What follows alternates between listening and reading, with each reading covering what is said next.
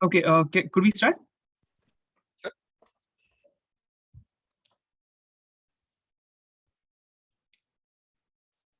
Nitin, do we start?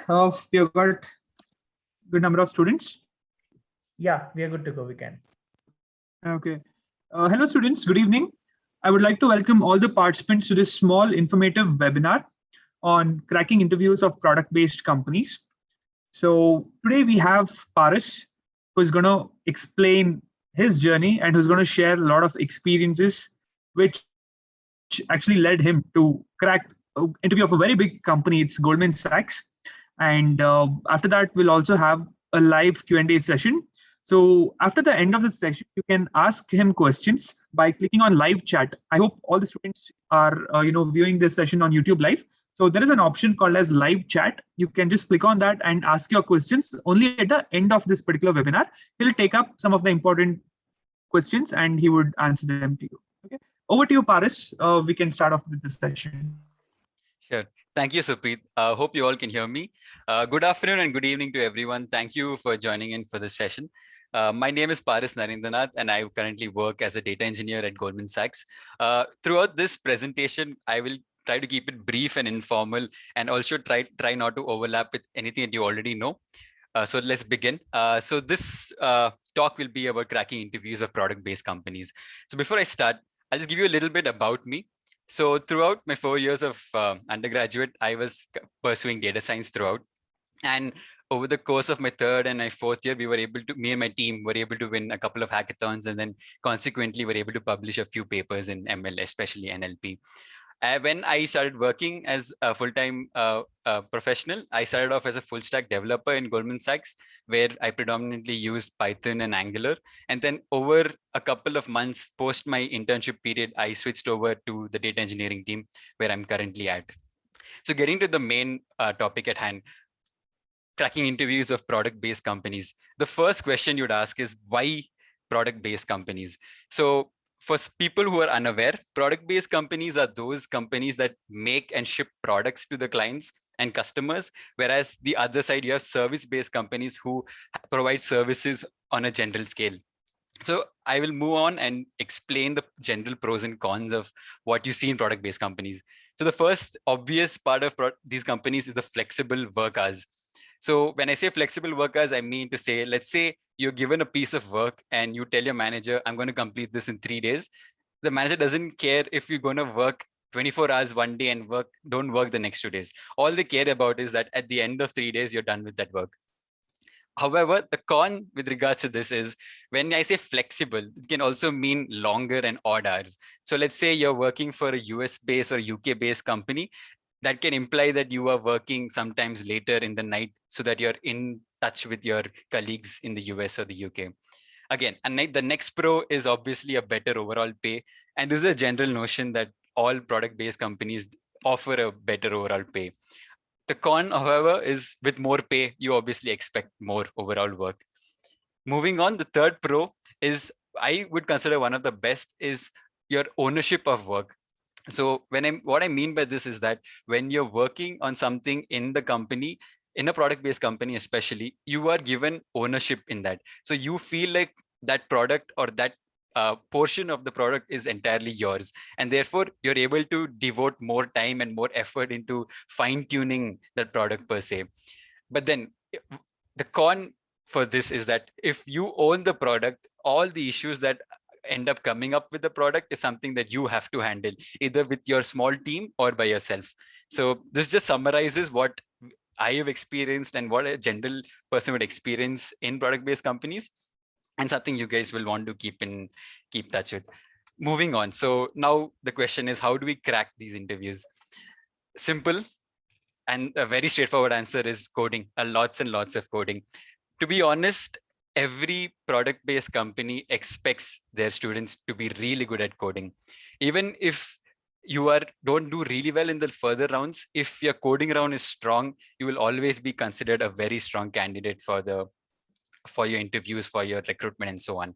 However, other than coding, you have other aspects as well, which I will dwell into a bit. But then to start with, for coding, there are 2 resources I will highly recommend. One is LeetCode and the other being CodeChef. The reason why I would say lead code preferentially is because most companies tend to take inspiration for their questions from lead code. And when I mean by inspiration, I mean that you may have a very high chance of finding the same code in your coding round already present in lead code. So lead code should be your first go-to point of contact when you're preparing for these coding interviews. Second big thing about companies is usually companies have a category of the kind of coding questions they want to ask. So let's say you are applying for Goldman, they'll probably have questions that are more array type or like graph type questions. Let's say you're applying for Atlassian, they'll have very ad hoc kind of questions, which are not a specific kind, but can be over a wide variety.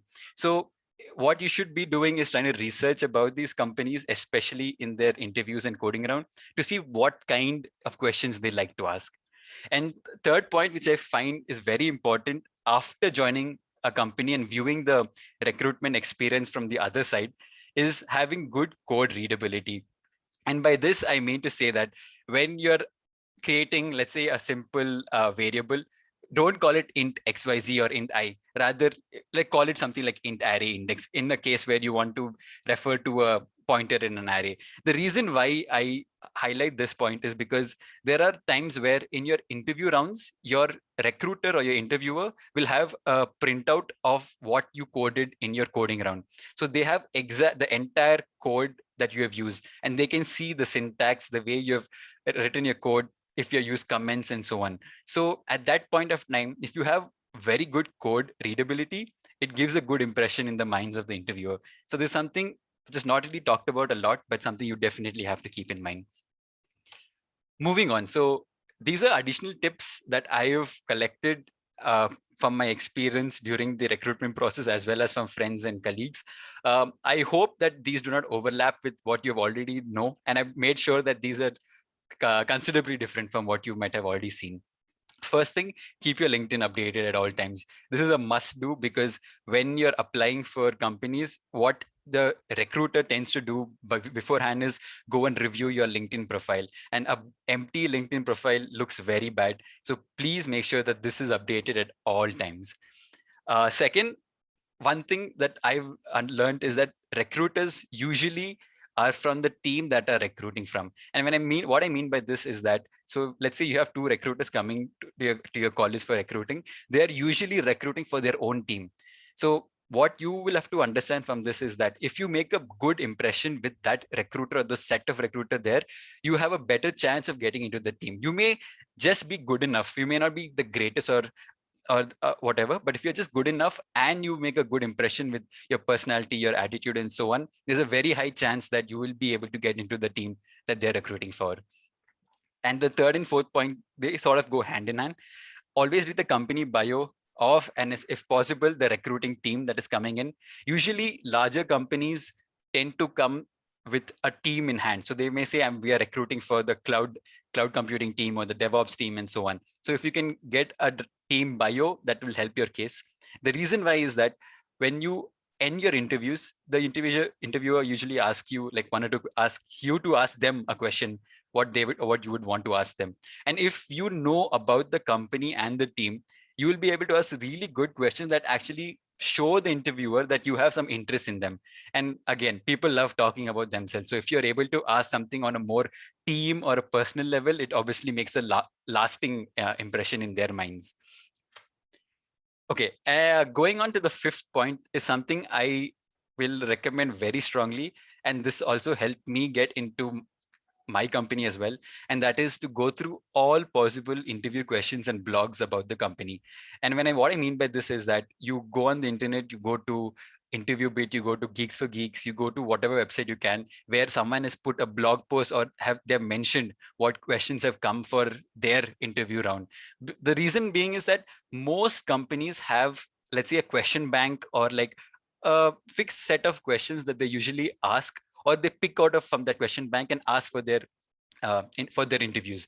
So there's a very, very high chance that you may encounter something that has already been asked. And since you're prepared for it, you will be able to do much better in those interviews.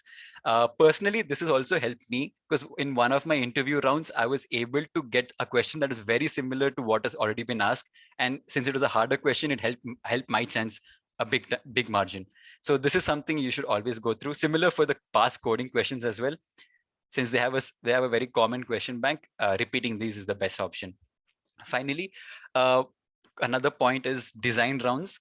These are not asked very often. Very few companies ask these rounds because these are not really meant too much of freshers, but it's a very good it's a good idea to prepare for these rounds. And when I mean by prepare, all I mean is go through questions of design rounds and just try to understand how a person answers these rounds, because this gives you an overall understanding of how you're able to think of a software product as a whole, not just the coding aspects, but how each intricate part of the product interacts with each other. So this is another another important point.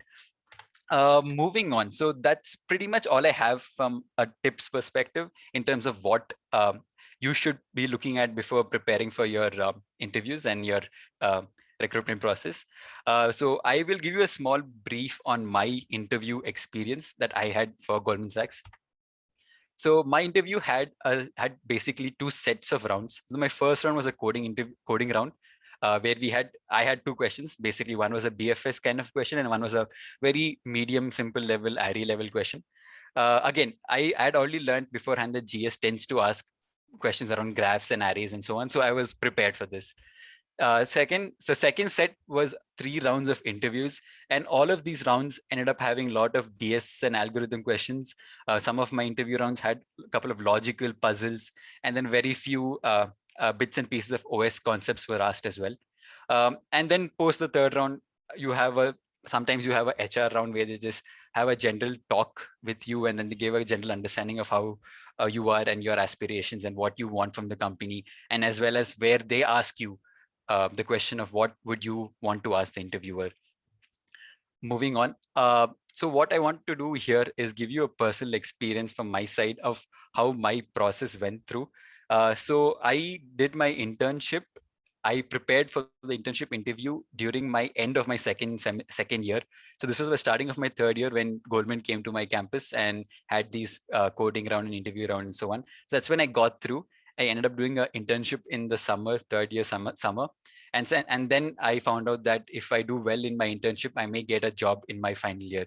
And since I did, I was able to devote all of my time in pursuing hackathons and all of the others. And that eventually led in me and my team winning about 4 data science hackathons over the span of third and fourth year. And then consequently, one of the hackathons resulted in a research paper as well. And then part of winning the hackathon got me recognition to act as a mentor as part of the Samsung research internship.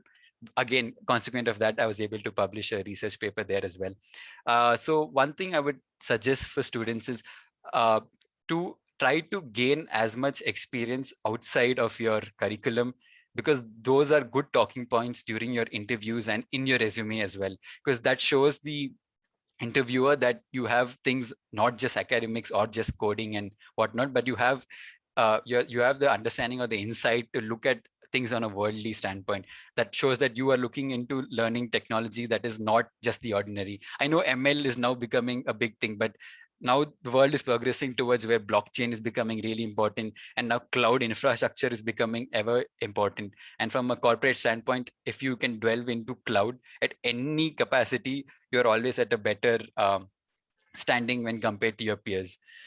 So with that, I will thank you all for listening. I will open the forum for Q&A. Okay, Paras, that was really informative. Thanks for sharing your experience. I'm 100% sure that students would be able to make the most out of this particular webinar.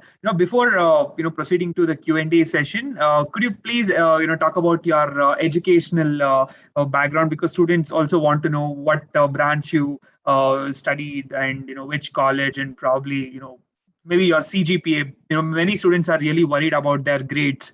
Is CGPA really important to get into companies, and what would be the good CGPA to maintain? If you could share some of your information about your education, that would be really good. Sure. Got it. Right. Okay. So coming to the aspect of CGPA personally, so there is no, all CGPA acts as is a cutoff. It does not reflect that strongly in terms of a company hiring you or not, but it does play a very strict role in the company filtering you even from entering the process. So in our college, so I was from BMS College of Engineering in Bangalore. I fortunately ended up with the CGPA of 9.61. So I was fortunate enough to not worry about this filtering mechanism, but a lot of the top companies that came to my college, which were offering packages of 20 plus and 30 plus, all of them had a strict cutoff of 8.5 at the minimum. So I would suggest keeping it above 8.5, because then you don't have to worry about too much. But obviously, the higher your GPA, or at least increasing GPA. So let's say first year you get a 8.5 or a 8 or whatever, but as by the fourth year, you're showing a gradual increase. This reflects much more better than having a very consistently high degree, a high GPA or a decreasing GPA. So two things: maintain a high GPA, at least for the cutoffs of big companies. And second is try to make sure that your GPA is on an increasing scale, because this works in a big time in your favor. Okay, thanks for answering that. And no, the second most asked question is: can students, apart from CS and IS, do they also stand a chance to get into these kind of big product-based companies? Understood. Thank you. So, okay, with this is a slightly harder question to say objectively, because I remember there were certain companies that said, quote unquote, 8.5 GPA and students should be from CS, IS, or EC. So there is a slight favorism towards these top three branches, you could say, which people generally consider. But there are also companies that come in who do not have this requirement. But I would still say that, at least from what I have observed and what my peers and colleagues have observed, is that you tend to find it harder to get into these big product-based companies if you're not from the top 3 or top 4 branches from your college. Okay, I get that. And yeah, I think students, we are open for questions. I'll just tell you the process. I think you need to subscribe to the YouTube channel. We are in the subscribers mode only. So once you subscribe to the YouTube channel, you'll be able to, ask questions in the live chat section. Okay, so first you just subscribe to our channel, then go on the live chat, and you can start answering the questions. Paras, I'll pick up the important questions and I'll just ask them to you so that it will ease out your task. Sure. Thanks, Supreet. Okay, our first question is: on what basis should you update your LinkedIn profile? Okay, that's a good question. So one thing I will suggest is don't overindulge and put everything you have possibly done in your college or schooling in your LinkedIn, but try to put whatever you think is the most important. So I would say, let's say you have a research experience or an internship experience, definitely put those up. Let's say you won a medal somewhere, definitely put that up. But let's say you do a certificate from Coursera or like EDX or something, don't put it under education, but instead put it under certificates and licensing. Because when, let's say, I, as a recruiter, I'm going to look into your LinkedIn profile and I see that you did a Coursera course, and but you put that in your education. It looks like you're trying to like overindulge and try to overshow what you've done. So definitely put what you think is valuable. Also, volunteering is something that's really good. If you have done any form of volunteering, especially during COVID, there are a lot of people who did a lot of volunteering. You can put that up as part of your volunteer experience, but make sure everything you put is categorized correspondingly, and don't try to jumble. Let's say you became a coordinator for a club in your college, don't put that as work experience, but rather put that as a volunteering aspect, because that's, you volunteer to do that. It's not like a work or experience in a corporate standpoint. So that would be a summary of what you should be putting in.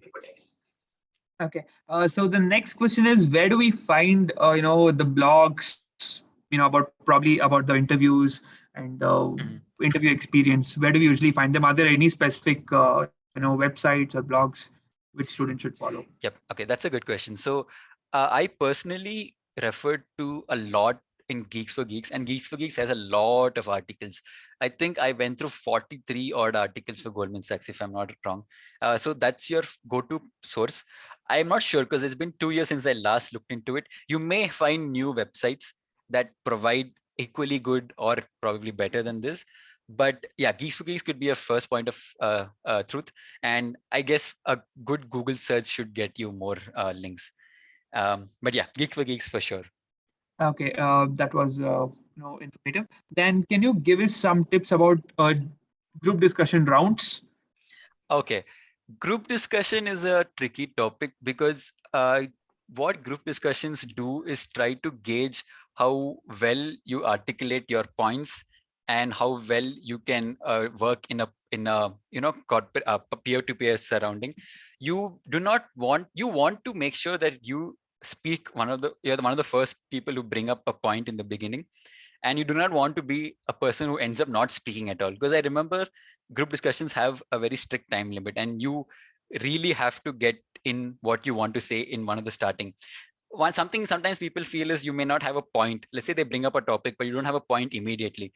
What you can do is wait for the first 2 or 3 people to say something and then use their information and to like reiterate what they said, but in a slightly different phrased manner. So this will at least make uh, the interviewers look at you and be like, oh, okay, this person understands the topic and has spoken about it well. So I would suggest, like, if you don't know, wait and listen to others. If you know, well and good, go ahead and start, because the sooner you speak, the better your chances are. Okay, great. So the next question is there any other role for a computer science graduate other than programmer, in product-based companies? Because many students feel that they're not good at coding, but they still want to get into product-based companies. Is it still possible? That's the other question.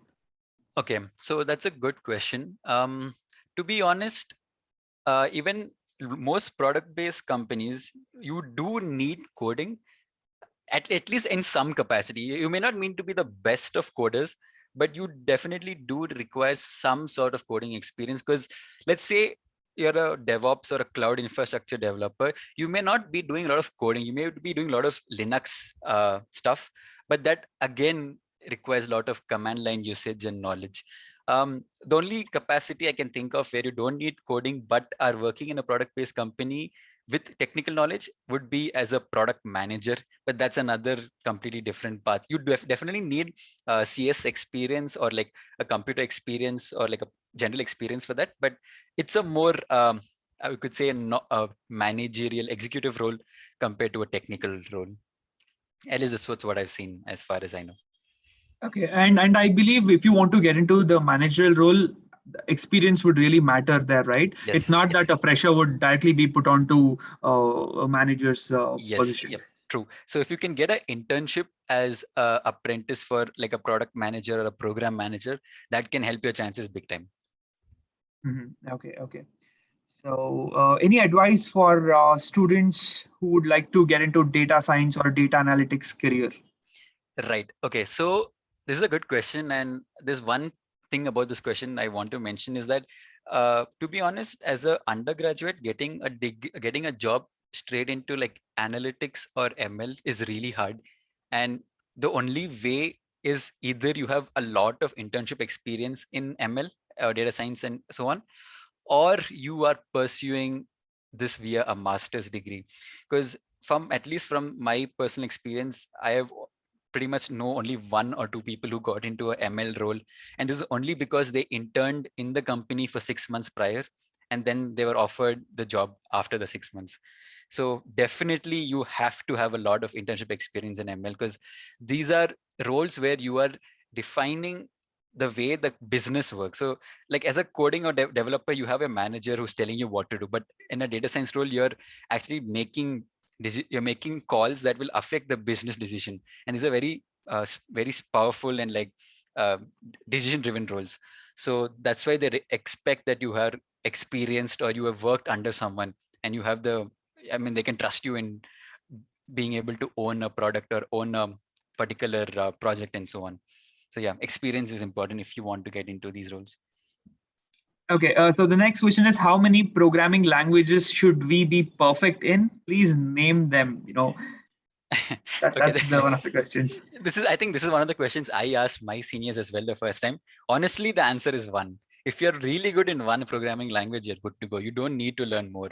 But if you want to learn more, I would say learn something like Java and Python. Those are the two most predominant roles as far as I know. Like at least in Goldman Sachs, the only two languages we use is Java and Python. So if you know either one, you don't need to bother with the other. But if you have a willing to learn more, then just these two should be good enough. Okay.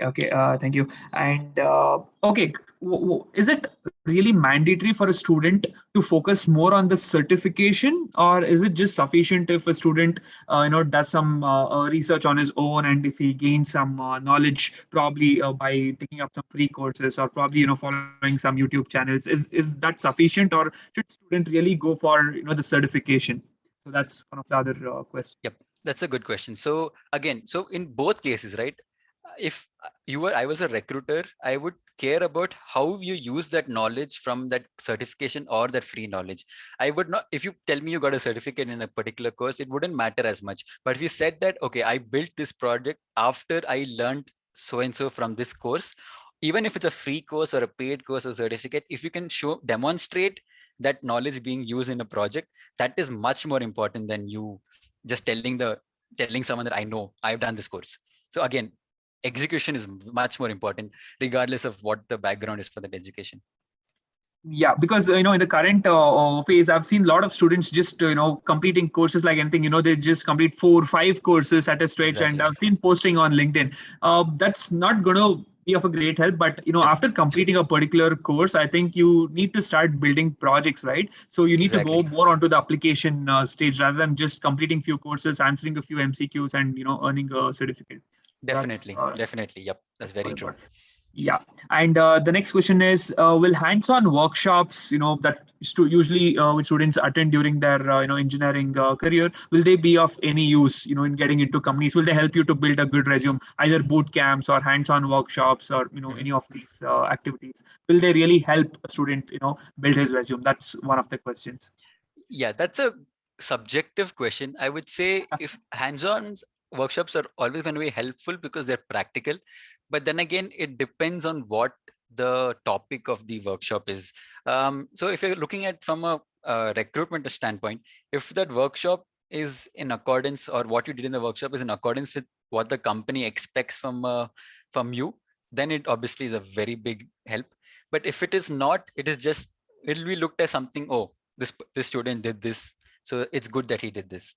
So again, it's very subjective. It depends on what you did. Again, it is similar to the project certification aspect, where it depends on how much practical knowledge you got and how useful it is in the corresponding setting. Okay, and the next important point, although this is not a question from the student side, but I feel it's very important. Hackathons.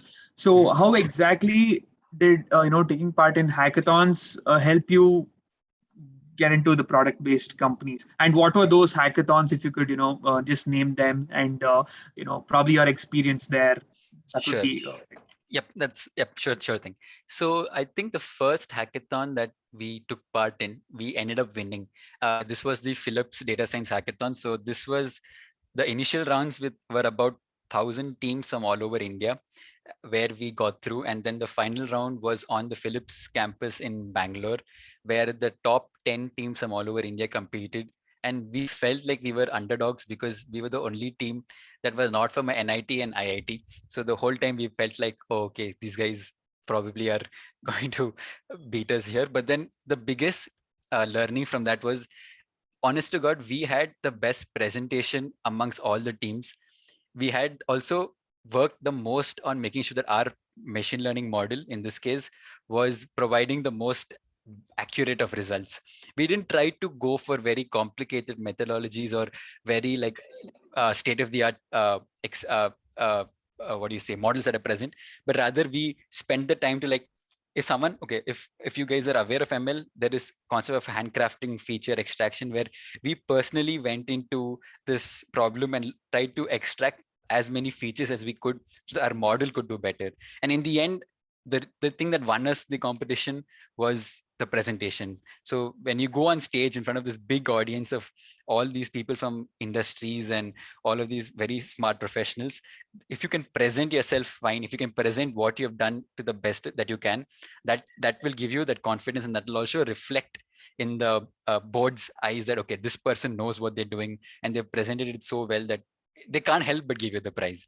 So that was one of the biggest learnings, I would say, from hackathons. Even the other hackathons that we took part in. So I took part in the IBM Data Science Hackathon, where we didn't win the hackathon, but we won best model presentation.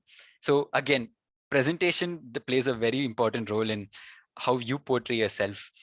And that's the key point I would say from hackathon. Just the learning experience is obviously great, but the ability to express your product, what you built over so many days or so many months, that is a really, really important aspect. And that again reflects really well in when you're in your workplace, when you're building something in the company and you're able to portray to your manager the difficulties you face, the obstacles you've overcome, and how you know this product can help the company as a whole.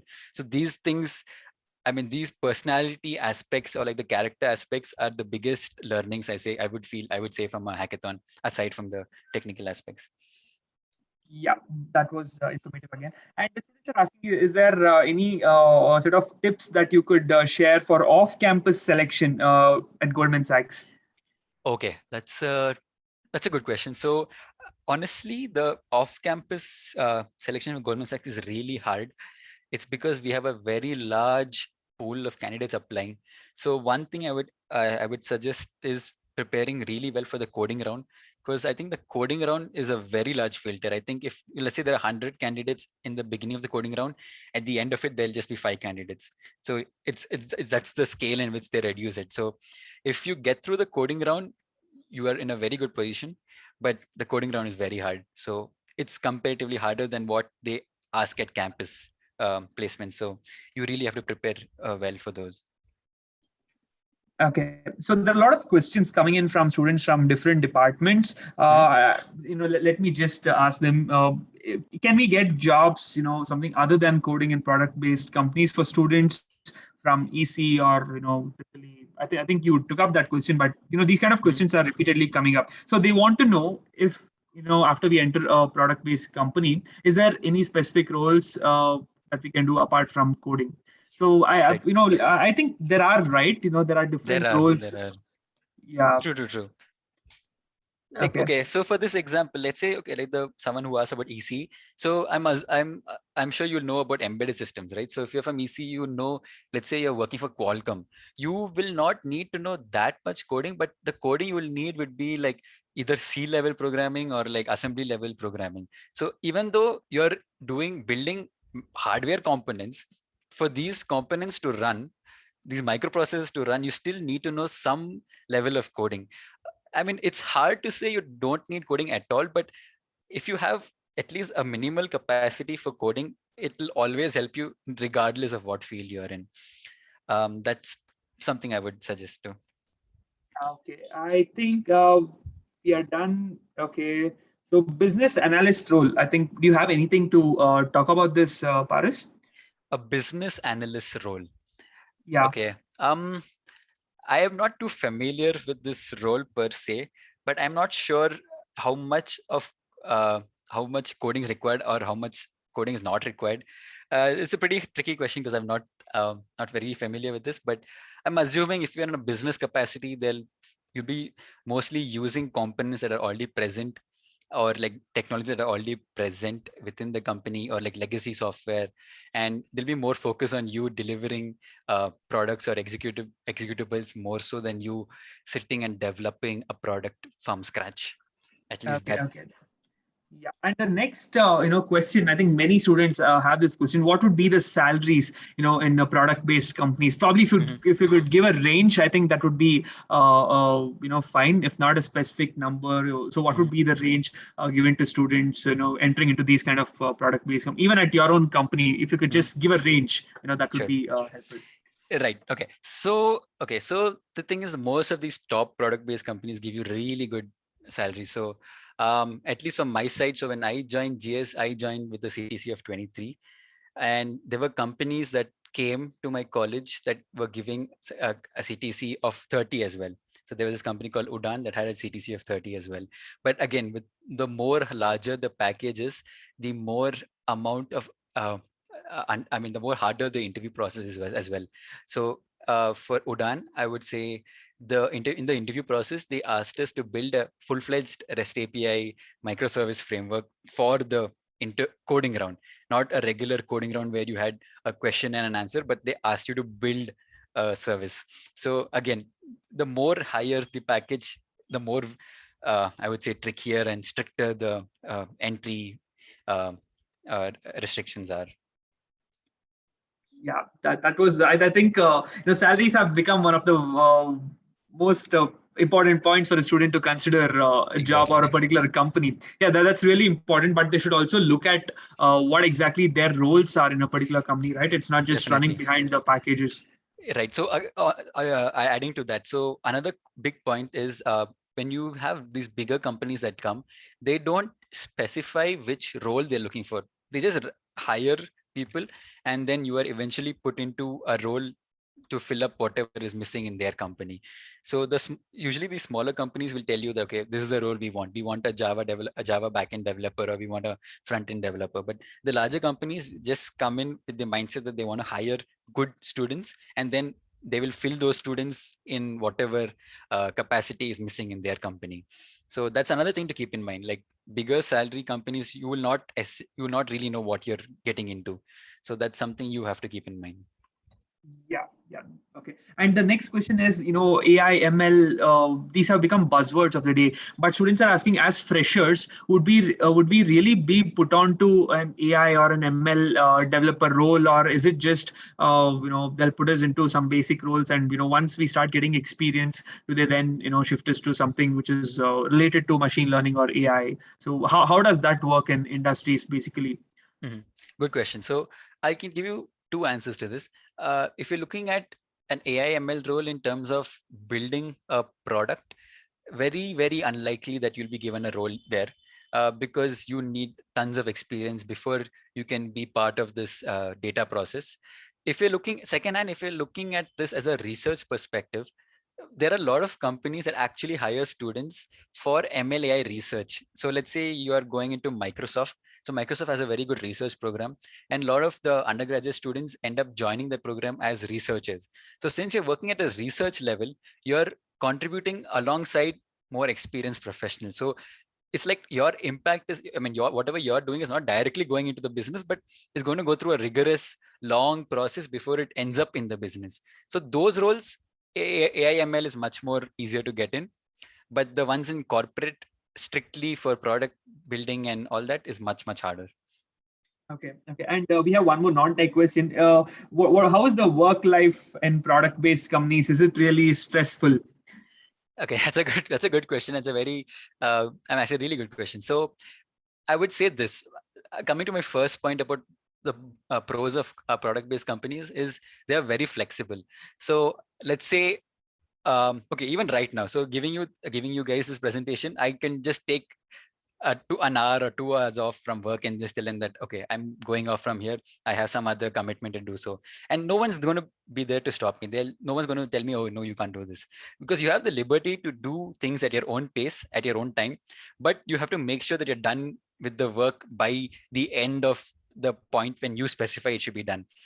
So that is the good part. But then the cons, I would say, is, again, reiterating what I said earlier, would be like, if you have colleagues in a different country, if you have something to discuss with them, you have to stay back, or you have to log in really early, or they should log in really early. So it works both ways, where to adjust to time schedules, you end up staying late. But then again, you have the flexibility to not stay in the afternoon. I mean, you guys can probably understand where I'm going with that. Okay.